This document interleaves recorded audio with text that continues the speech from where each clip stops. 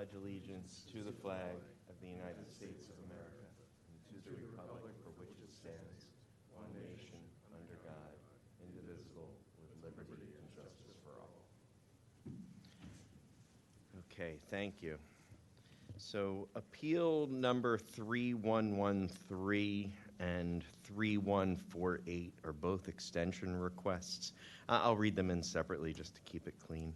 So appeal number 3113, the applicant Radnor Rockwell LLC, property located at 1001 Eagle Road, request an extension of time for obtaining permits under section 280-144 of the code until December 31st, 2024. I think we'll handle them together. So appeal 3148, the applicant Radnor Rockwell LLC, same property, 1001 Eagle Road, request an extension of time for obtaining permits under section 280-144 of the code until December 31st, 2024. So the board was presented with a letter from George Brosman, attorney for the applicant, and in that letter he just reminded us that we had granted under 3113 a special permit, I believe, and under 3148 a variance for parking. Those permits are set to expire.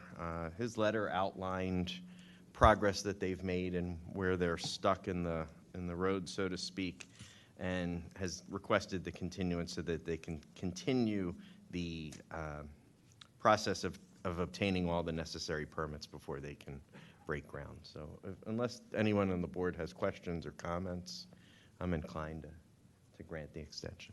Okay, so we'll grant that extension on both of those, 3113 and appeal 3148, the time to obtain permits until December 31st, 2024. I'm okay to do it like that, right? Okay. No one's objecting. Yep, okay.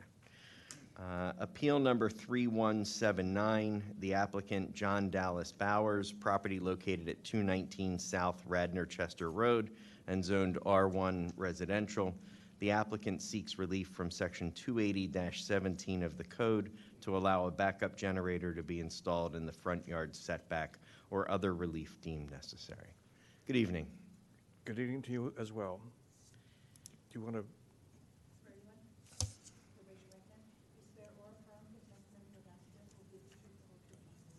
I will do my very best. John Dallas Bowers.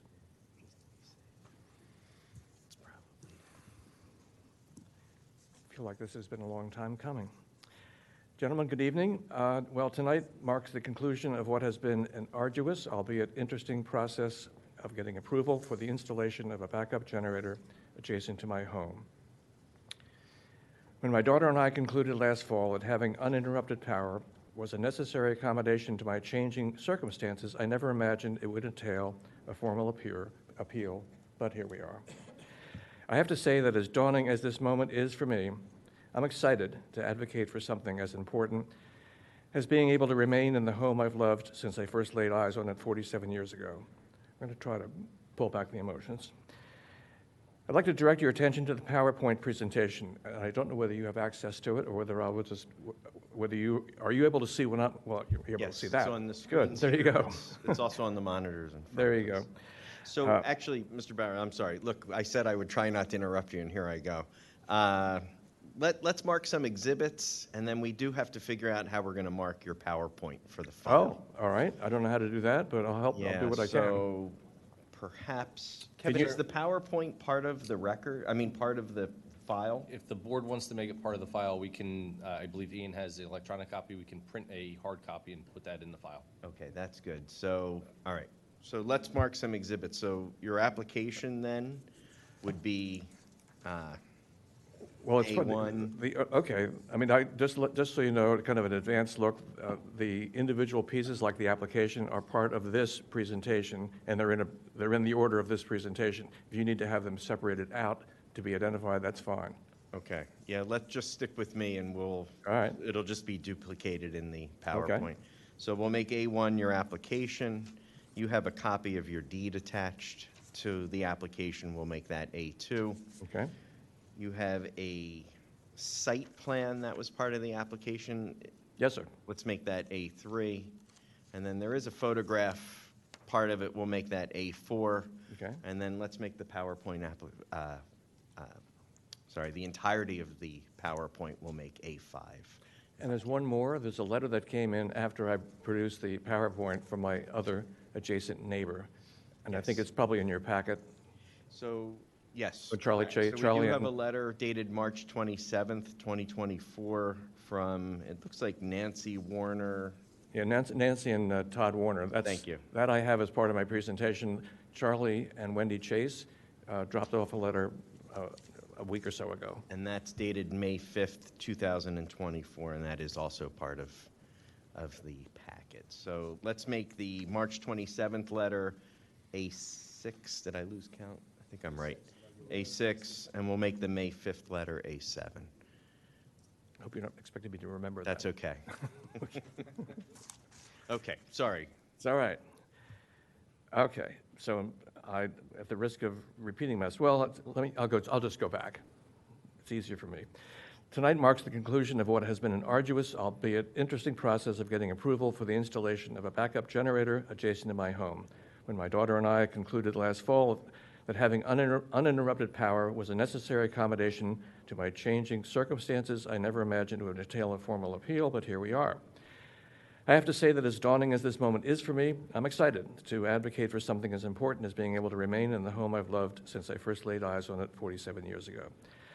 So I'd like to direct your attention, I guess up there, to the PowerPoint presentation I submitted. You've no doubt seen some of these opening images, but allow me to offer some context. Let's see if I can do this now. Well, looks like it works, okay. You're looking at a Pennsylvania bank barn built in the 1700s, which sits on a secluded interior flag lot on Radnor Road. It's surrounded by Martha Brown's woods and some of the most amiable and supportive neighbors imaginable. Without burdening you with the details, let me say that living and working here for nearly 5 decades has been a privilege and a blessing beyond description. I think you won't be surprised to learn that the prospect of leaving would be a sad one indeed. But let's think positively. At issue is the location of a backup generator. And as you can see, the rolling topography of Radnor Road generally, and my property in particular, made it difficult to find a setting that met several key criteria. Difficult, but not impossible. Let's go through this step by step. First, a summary of the basic information with special attention to the 2 final bullet points that summarize the appeal. The first being the fact that the proposed site is safe, hidden, and handicap accessible. The second being that the adjacent neighbors are fully on board with this. And this is an excerpt from the application, exhibit whatever that is, and I'll just address the second and third bullet point. Radnor Township zoning deemed the west side of Mr. Bowers, by the way, I wrote this, and I'm using the third person to refer to myself because it seemed appropriate in that sort of a semi-formal setting. As I'm reading it aloud, it just sounds pretentious, but I'll continue to do it with your understanding. Deemed the west side of Mr. Bowers' north-facing home as its front yard, and it is clearly and appropriately in quotation marks, disqualifying it as a location for his proposed generator.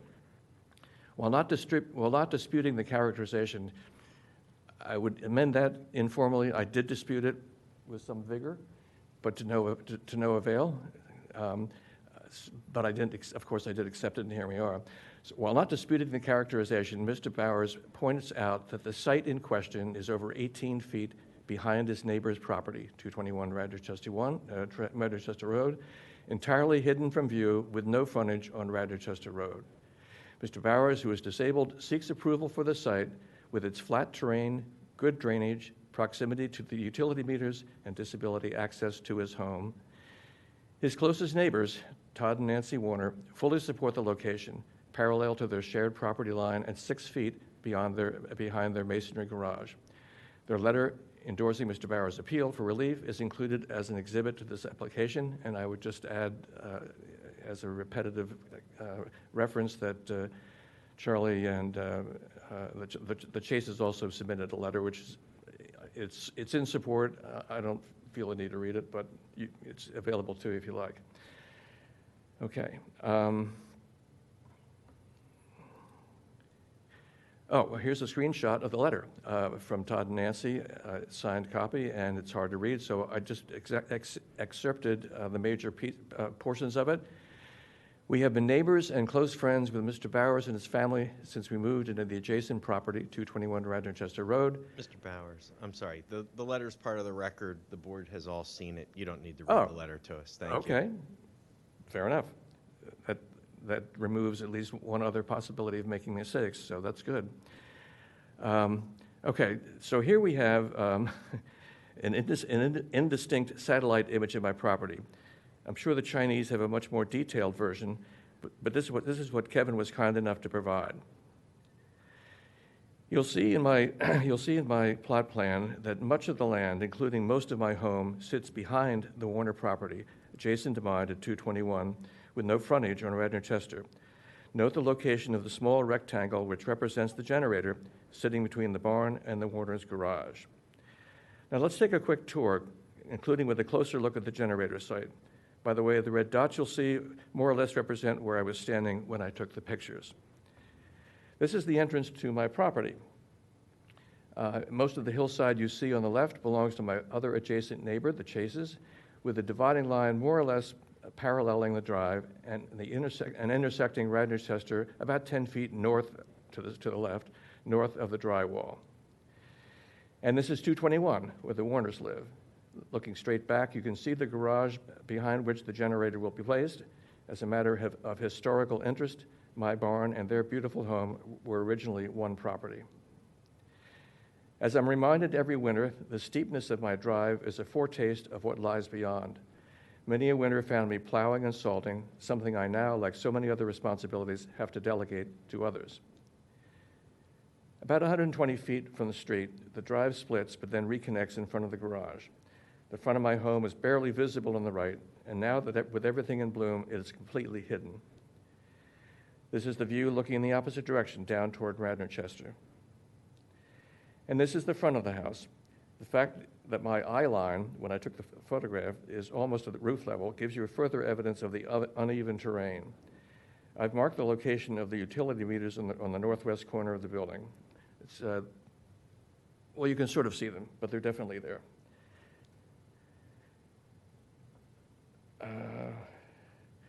And here, this gives you, the dot shows where I was standing to take the picture, this picture. And this is your first clear look at the flat section of land between the barn and the Warner's property. Again, without a drone, that area simply cannot be seen.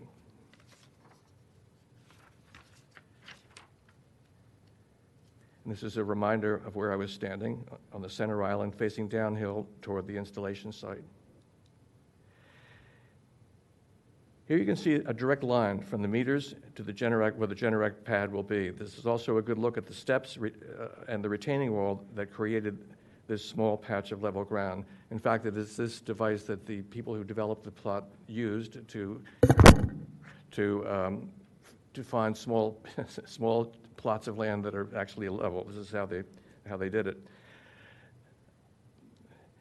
This has a number of important specifics to it. The top part of the graphics shows 16 feet from the side of my house to the property line. At the bottom, you'll see a dotted line going left to right. That is the extension of a virtual extension of the property line between my property and the Warners. And the purpose of that is to give a sense as to on which side of it the land is behind or not behind the Warners. So everything from that dotted line going sort of up the slide where it says 18 feet, that's the distance to where the generator will be. So basically 18 feet behind the Warners. Yeah, so that's that. And here's a shot which shows how close the side door, it is the side door, the side door is to where the generator will be. I'm standing where the generator will be, so this is one of the really important selling points of this location. And here we have a picture of the stockade fence that the Warners owns. It's on the property line, and their driveway, or their garage is like 4 feet behind that, but when you add the distance in front of the fence where the generator will be placed, it'll be about 6 feet between the back of the generator and the back of their drive. And this is my attempt to show what it would look like when it's in position. So this moves us to the summary, which I describe as a blend of compassion and common sense. At this point, any loss of power could have a serious impact on my health and safety. But the good news is that the location of the generator actually, in my opinion, reflects the intention of our zoning code, which, by the way, I fully support. Now, before I turn it over to you guys for questions, I have a text that I received earlier this afternoon, which I thought would be an interesting thing to add into the record. I can't see what time it was, mid-afternoon, from Pico Emergency. A power outage has been detected for 219 Radnor Road. You do not need to report your outage. We will notify you, blah, blah, blah, blah. But I thought the exquisite irony of having a power outage a couple of hours before appearing to appeal the generator, I thought that was just kind of interesting. I'd be happy to answer whatever questions you might have. Are there any board questions?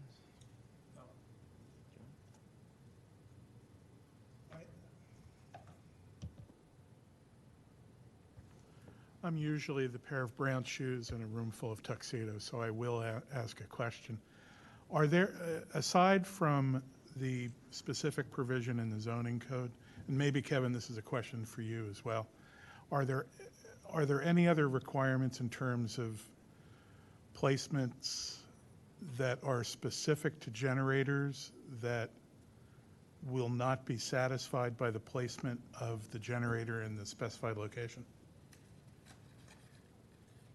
I'm thinking proximity to the building, proximity to the property line.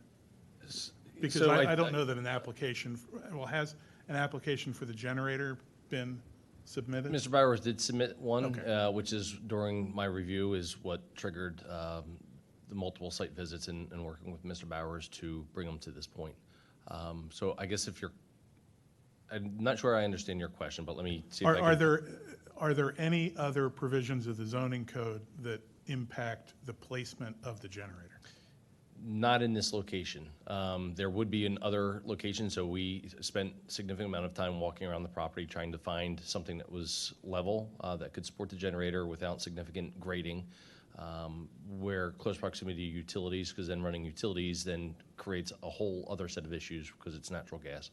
So this location, the biggest issue with generators is close proximity to doors and windows that operate, and the minimum distance is usually 5 feet. So this location was, suitable for that. Great, thank you.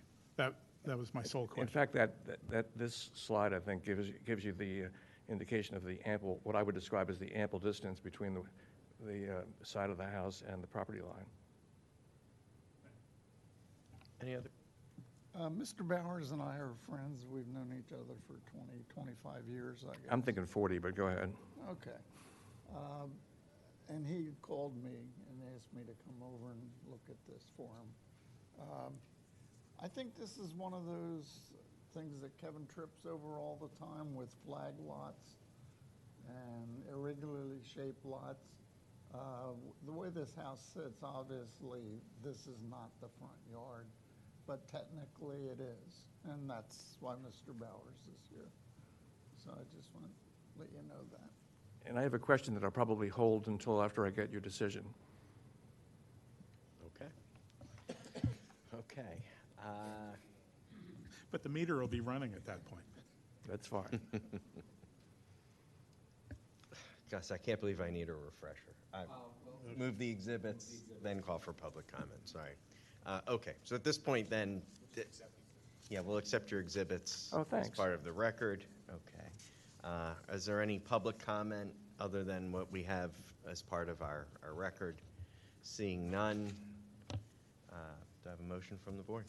Mr. Chairman, I would move that the applicant be granted the relief requested from Section 280-17 of the code, in accordance with the exhibits and testimony presented this evening.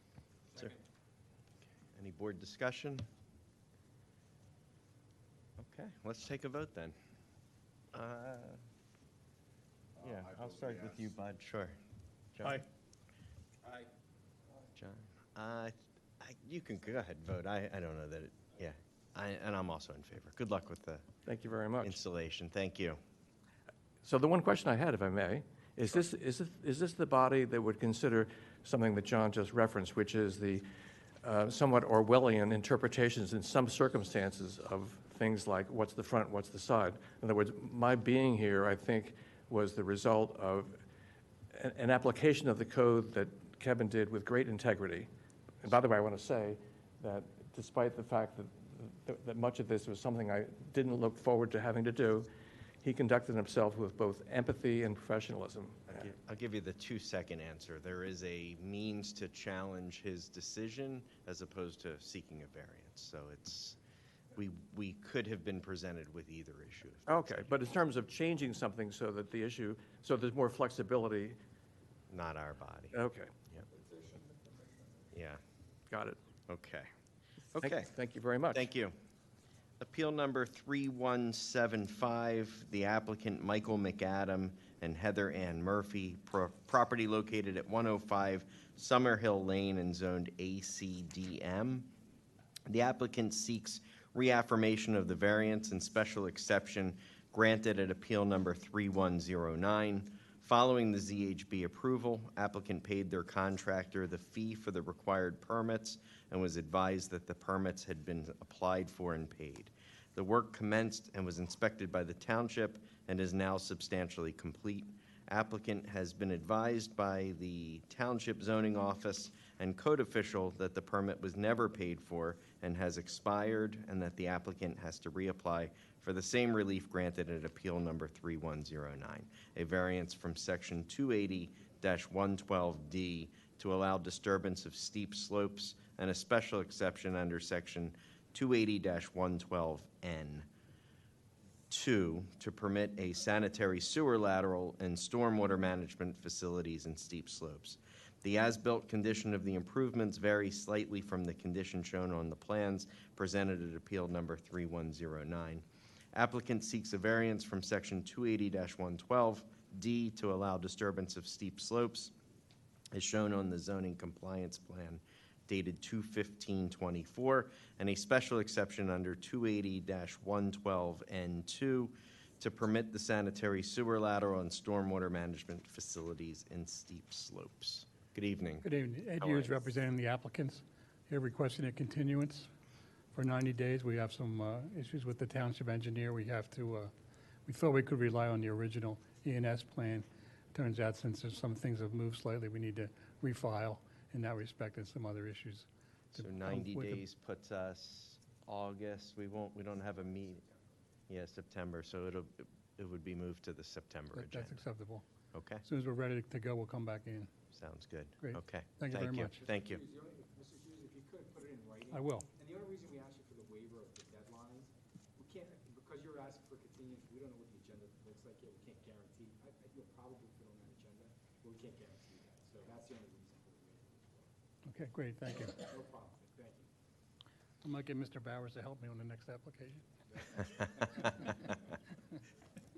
Thank you. All right, so appeal number 3177. The applicant Alessandro's Restaurant LLC, doing business as Alessandro's Wood-Fired Italian Bar, property located at 133 North Wayne Avenue and Zone WBOD, Wayne Business Overlay District. Applicant is requesting relief from section 280-53.12.B5 and 280-115.4A of the code regarding the number of off-street parking spaces required for outdoor dining and location of the outdoor dining area.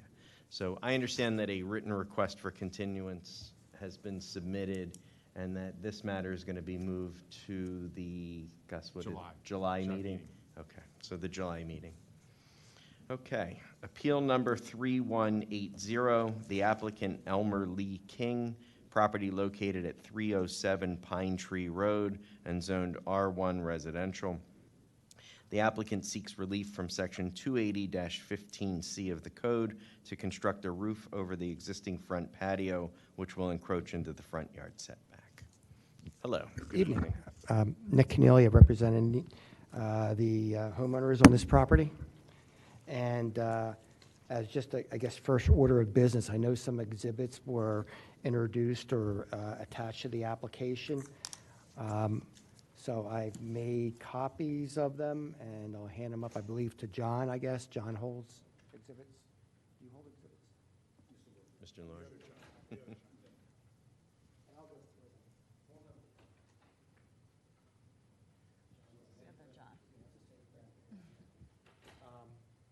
So A1, I've marked as the deed. A1 is the application, excuse me. A2 is the deed to the property. A3, and you should have these in your packet. A3 is a photo of the front of the house. If you look at the application, this is just to put an overhang over the front door, which would extend into the front yard setback by approximately 4 feet. A4 is another picture, basically, of the home from the street, and you'll see that it's well landscaped and quite a distance from the street. A5 was the site plan that was submitted, but we have a better site plan, and I'll hand that up to the board. And so I've marked that as A6, and then A7 that I handed up as a packet is a letter from the neighbor immediately across the street in support of the application.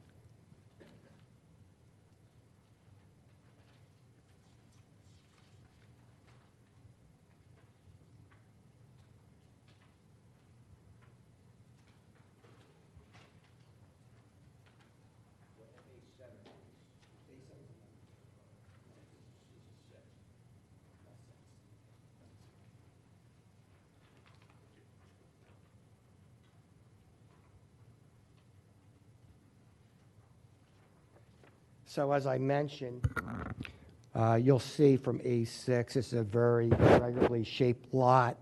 And the other factor here is that the actual house is right almost currently against the front yard setback. And you can see from the exhibit, I believe it was A3, that you can see that the door has no covering at all. So I'll call the witness, and if Norma, you want to swear her in? Raise your right hand. I swear you, when you solemnly swear or affirm the testimony you're about to give will be the truth, the whole truth, and nothing but the truth. State your full name and spell it for me, and tell me. Elise Pabanga, Elise, last name P as in Peter, Iebenga. And Elise, you're owner of the property with your husband? Yes. And I've marked as A2 a copy of the deed dated December of 2011. Is that the accurate deed by which you obtain ownership? Yes. Also, I've marked as A3, and this is a picture of the front of your home. Yes. And what you're asking for relief here is to put an overhang over that front door, Yes. correct? And why do you need an overhang over the front door? Because we are constantly soaking up wet packages from the front door and just standing out in the rain to unlock doors and pull in groceries. And it just is soaking wet. And then the doors also gets weather damage, so we have issues with that. And you live there with your husband and 2 children, correct? Husband and 2 kids, 2 High school dogs and a age? cat. Yes. And showing you A4 is just a picture from further out in the street Yes. of the same property.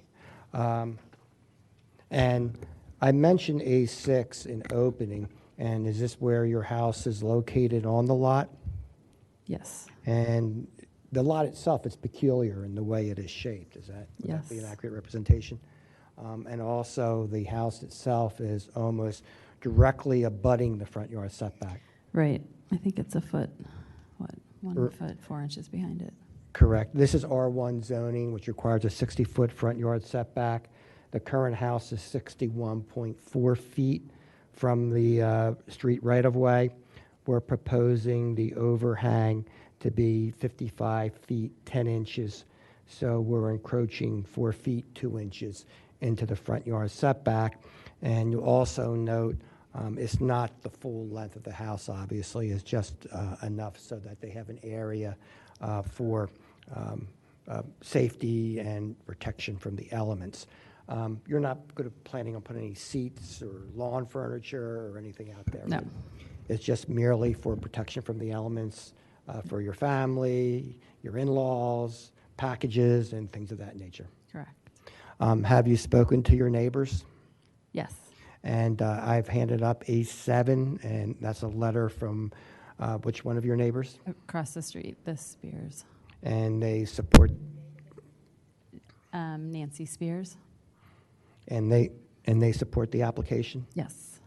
I have Because we nothing, get their packages sometimes too, and they're wet. all right, I have nothing further. Just request the exhibits be made part of the record. And obviously, the hardship here is the actual physical nature of the lot itself, irregularly shaped, and the fact that the home is abutting the front yard setback, and really there's no protection from the elements from the front door. And this is a minimal relief that's requested. Exhibits are accepted without exception. Are there any questions from the board? Yeah, as a public comment. Yeah, sorry, I'm going out of order tonight. Public comment, seeing none, okay. Any questions from the board? I do have a question. What I'm uncomfortable with is that there is no drawing really showing what's going to be put there. So for example, A6 and the other drawings that were submitted with the application, appears to show a substantial porch, almost like a porte cochere, or whatever you call that, things in front of, where you can drive in under an area to protect the front of the house. When I look at the pictures of the house, we don't have any idea how high it will be. It's going to encompass both windows. It looks like it's going to come all the way out across the driveway. Go ahead. That's the Ken. problem. I mean, that's No, why I it- think No, we need- actually, Can you- It doesn't. it ends, I think, at the driveway. Yeah, the driveway abuts the existing patio or flagstone. It's going to be the same Stops right at the edge. amount, and then it will just cover that area. But we'll cover the. It doesn't cover any of the driveway. Okay. John asked about how, does it cover both? It covers both windows, yes. But you're on not either covering the side. windows. The No, windows no, are just still- the portico, the roof that will come out And is it, over. and is it just a roof, basically? Yeah, it's just a roof, With posts, obviously, in the ground? 2 posts on either side, but Basically, no walls, So no it slopes sheds. toward It's the a shed driveway? roof, Slopes towards the driveway? correct. Okay. And how high? Is Just right, it comes right out from above the that from that top of little the design fan. there, Right from the top there? Correct. Above It will those- cover it. I Mhm. guess those bricks that are kind of sticking out probably a little Yeah, bit the there. sort of fan shape Right. comes there and then just is on a slight angle towards the driveway. And what are you doing with the area under that? It's just going to be, so what happens is water like pools in front of it. So it's just going to be the same flagstone, but it'll be raised a step up, so it's just flush with the door.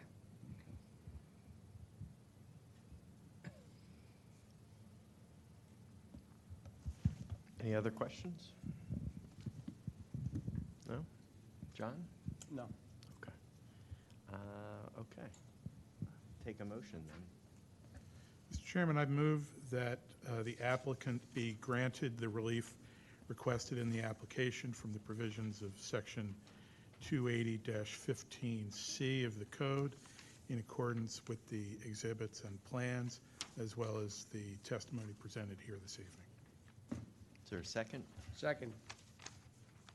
Any comment, discussion? No? Okay, take a vote. I'll start at this end this time. Zach? John? John? Aye. John? Aye? Bud? I'm also in favor. Thank you. Good luck with it. Thank you very much.